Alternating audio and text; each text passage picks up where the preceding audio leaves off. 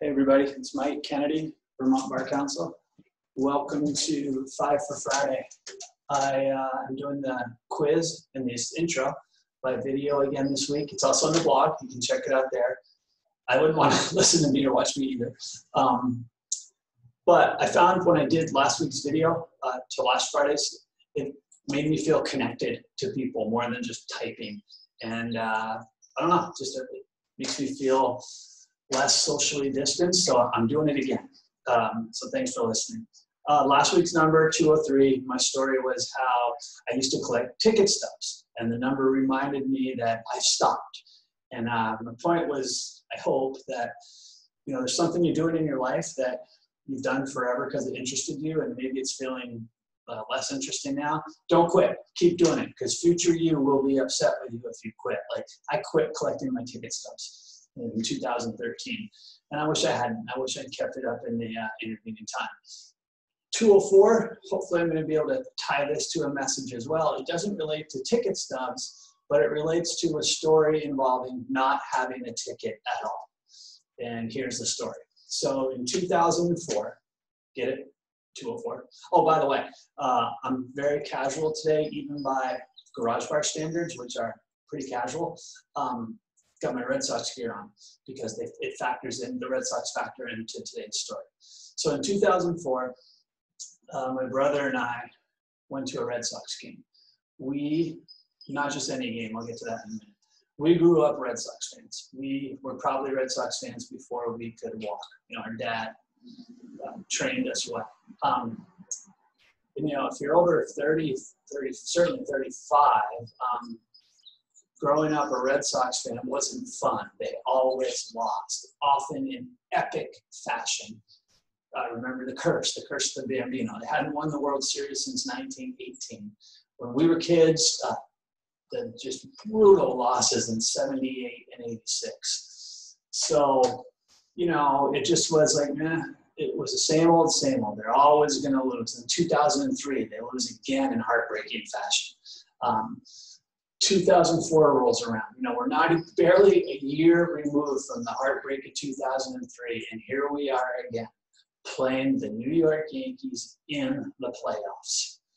Winner goes on to the World Series. It's the American League Championship Series. And it's a Saturday morning in October. I remember it, October 16th.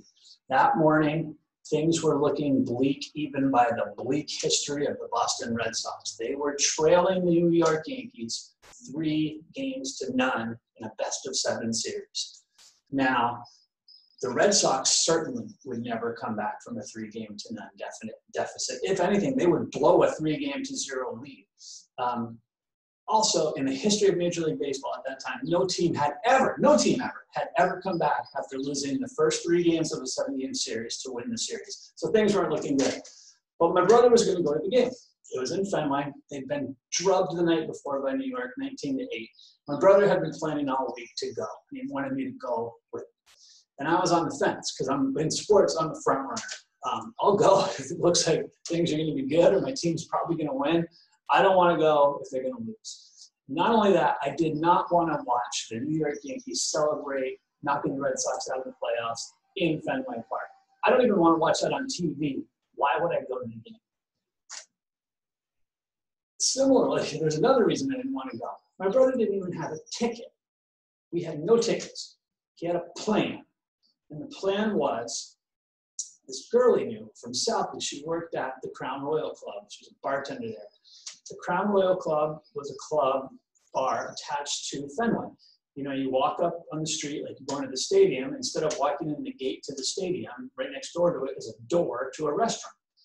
You got to show a ticket to get in, a game ticket. And then at the back of the restaurant, there's another door that enters into the stadium. So, the normal people go in, the regular gate. These season ticket holders can go into the Crown Royal Club, hang out, eat, drink, then just walk out the back into the stadium and watch the game. The back door, again, you got to show a ticket to get out. Otherwise, who would have a restaurant where you can walk in from the street and then just walk through a back door to the stadium? So I'm thinking, Pat, that plan is never going to work. nobody's going to, A, let you in. She's not going to be able to sneak you into the restaurant. She's certainly not going to be able to sneak you in from the restaurant to the stadium. This is dumb. It's a bad idea. It's going to be no fun. It'd be a wasted trip. We'd have to drive back home, 8 hours of driving for nothing. I'm not going. He's like, fine, I'm going. Okay, good. Have fun. So that game, Saturday night, gets rained out. So the game gets pushed to Sunday. Sunday morning rolls around, and I decide I'm going to go. Did not have a change of heart. I was convinced the trip was going to stink, that we weren't even going to get in. We'd end up either watching it at some other bar somewhere on TV or driving home and listening to the game on the radio. But I didn't want my brother driving home by himself. It was a night game, so late, and he was coming home no matter what. And you know how that drive is between Concord and White River at 2 in the morning. It's tough. I didn't want him doing that alone. Not so much that I really cared about him, no offense, bro, but I knew how mad my mom would be if something happened to him and I had not gone with him to help keep him safe. So I didn't want to deal with that. I'd much rather see the Yankees win at Fenway Park than deal with that. Anyway, we get down there, so we're talking about the plan. How are we even going to get in? How is she going to actually get us into the Crown Royal Club? We don't have tickets. You know what? This is the plan, my brother says. She gave me the code word. She gave you the what? The code word? Yeah, you just tell the bouncer the code word. And the code word was Harvick 29. Kevin Harvick is a race car driver. And back then he was number 29. Maybe he still is, I don't know. Anyway, that was the deal. We're going to Boston to a bar attached to Fenway Park, and we're going to use a NASCAR-related code word with some dude who's presumably also from Southie, who's probably seen it all. Probably not going to be too receptive to 2 dudes from Vermont showing up and going, hey, Harvick 29, let us in. No, not going to work. I thought it was the dumbest idea ever. It worked. We get there. We had parked way out at the Riverside metro station, taking the T in, go up. You know, people are showing their tickets to get into the bar, and I'm like, oh, great. My brother gets in front of Harvick 29. Not even a blink from the dude. Just lets us in. Go ahead, gentlemen. I can't believe it. We're inside the bar. From inside the bar, you can actually see into the stadium. You can't see the field, but you can see all the people walking on the concourse and all that. The bar is great. There's flat screen TVs everywhere. There's food that's free. And I thought, you know what? This is a win. This trip is now worth it. I don't even care if we get into the game. We're not going to get into the game. There's no way she can get part 2 of this plan executed. But this is awesome. There's food, TV, I'm all set. She comes over to say hi to my brother and says, you know, I'm busy at the bar, but when this guy from the kitchen gives you the sign, be ready to go. And then she goes back to her job. The sign from the kitchen, and we got to be ready to go. What is the sign? I don't know. But when you see the guy from the kitchen, give the sign, be ready to go. Okay, I'll be ready. Again, no, there's no way it's going to work. And I was actually kind of excited because the food is awesome. I figured it'd be an hour before the sign materialized, if at all. Nope, it was like 30 seconds. I didn't even have a chance to have the food, which really bummed me out. This guy started waving at us. Clearly that was the sign. We had to go. Had to leave all this free food behind. So we go towards the kitchen. He's waving us into the kitchen. You know, right there is the back door out where 2 other big dudes are checking tickets to make sure people aren't sneaking into the game. Here we are walking, dressed like we're not dressed like kitchen workers, walking into the kitchen. I figured they're just going to grab us and check us out of the place. Nope. Follow the guy through the kitchen. There's this nondescript door at the back. I'm convinced still. We're going to open the door. We're going to be right back out on Lansdowne Street or Yaqui Way, whatever street it was, and just have to then, you know, hop in the car and ride home and listen on the radio. Nope. Opens the door. Boom. We are inside Fenway Park. Beyond the gates, looking at the ramp right up to the field, right there. We are inside the stadium for a playoff game against the New York Yankees. It worked. Without tickets, against all odds, it worked. Nobody chased us. We went to standing room only, found a spot, staked it out, held it for the whole game, and had some more adventures during the game that I just won't get into. But anyway, long story short, the Red Sox won. Things weren't even looking good during the game. You know, they're down in the 9th. They tie the game in the 9th, win it in extra innings. David Ortiz home run. I actually have the front page of the next day's Globe hanging here in the garage bar. That's where Cheese after the home run. They went on to win the next 3 games against all odds, beat the Yankees in the playoffs. I have the front page of the Globe sports section from the day after they knocked the Yankees out. And then about a week later, they won the World Series. First time since 1918. I have the front page of the Globe sports section from that too. I have those, and I have just great memories of the entire day, the entire trip, every aspect of it. Lots of things that I haven't even shared with you, just ingrained in my mind. And I guess the point is this: we didn't have a ticket, but it worked out great. And it's really not about the ticket, right? Isn't that the lesson? It's about the adventure, the trip, the journey. Whatever it is that's going on in life right now for you, there's probably something that you think that's a waste of time. It's your equivalent of, I'm not even going to try because I don't have a ticket. It won't work. They won't let me in. Somebody, though, is telling you that it will work. Somebody is your brother or my brother to you, telling me, have some faith. It's going to work and it's going to be awesome. And they're right. Every now and then, when you don't have a ticket, you got to go anyway, because you never know how it's going to work out. It might, like for me, if you have a little bit of faith, turn out to be one of the best things you ever did. That's my message on 204. Thanks for listening. Now I will hop into the quiz. Draw it up here, or bring it up here. Most of you know the rules, so I won't spend much time at all going over them. Here we go, 5 for Friday, number 204. See, I did have the number right. There's the rules. Basically, there are no rules. If you do want to send in answers, just email them to me. My email address is right there. I post the answers on Monday morning along with the honor roll. Please don't put the answers in the comments. That gives them away to other people.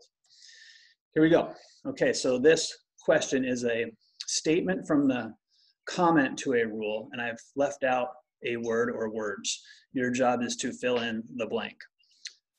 Here it is. The lawyer's duty to act with reasonable diligence. What is it? The lawyer's duty to act with reasonable diligence may require the use of offensive tactics. Is it the lawyer's duty to act with reasonable diligence does not require the use of offensive tactics? Is it C, the lawyer's duty to act with reasonable diligence usually does not require the use of offensive tactics? Or is it D, the lawyer's duty to act with reasonable diligence mandates the use of offensive tactics? Which properly fills in the blank? This is one of the 7 C's of legal ethics. That's a hint. Probably was obvious from the question though. Question 2. By rule, a lawyer shall not use information relating to the representation of a former client to the former client's disadvantage. One exception is when the information, what? A, has become generally known. B, is public record. C, trick question, Mike, there are no exceptions. D, A or B. So when can you use confidential information relating to the representation of a former client to the former client's disadvantage? If it's generally known, if it's public record, either one of those, or a trick question. Clouds are rolling in. Question 3. Okay, lawyer and client agree that lawyer will represent client for $200 an hour. The agreement is not reduced to writing.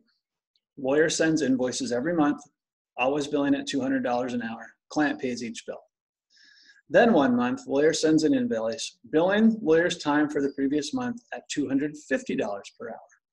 Prior to doing the work, however, lawyer had not informed client of the change to the hourly fee. Which is most accurate?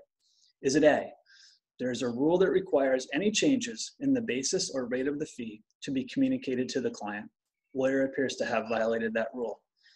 Is it B, hourly fee agreements do not have to be in writing? Therefore, while not very professional, lawyer appears not to have violated the rules of professional conduct. If you're waiting for C or D, wait no longer. They don't exist. This one's a 50-50 for you. So which is most accurate? Birds are chirping away. They start at 3:30 in the morning. Question 4. Okay, consider the following. Information received by bar counsel while responding to an ethics inquiry. Information received by a lawyer who serves in the lawyer assistance program. Information received by a lawyer who serves as a member of the VBA's Professional Responsibility Committee, or information otherwise protected by Rule 1.6, which is our rule on client confidences. In each of those situations, the recipient of the information is exempt from a duty that otherwise applies to all lawyers. What duty? So information that I receive responding to an ethics inquiry, information that someone volunteering for Josh Simons receives while volunteering in the lawyer's assistance program, or information that a lawyer receives while serving on the VBA's Professional Responsibility Committee. Exempt from what duty? And question 5. You should be able to narrow this one down to a 50-50. Okay, May 15th, today, 1869, 2 women founded the National Women's Suffrage Association. 3 years later, one of them met and befriended California Republican Senator Aaron Sargent on a train ride. Their friendship eventually resulted in Senator Sargent introducing the first of what would be many proposals to amend the Constitution to provide women with the right to vote. Years later, and after many failures, the amendment finally became the 19th to be ratified. Who did Senator Sargent meet on the train? Many years later, indeed, it was 1920. We're actually celebrating the 100th anniversary of the 19th Amendment this year. Who was it that Senator Sargent met on the train? Okay, those are this week's questions. I will post the answers on Monday morning along with the honor roll.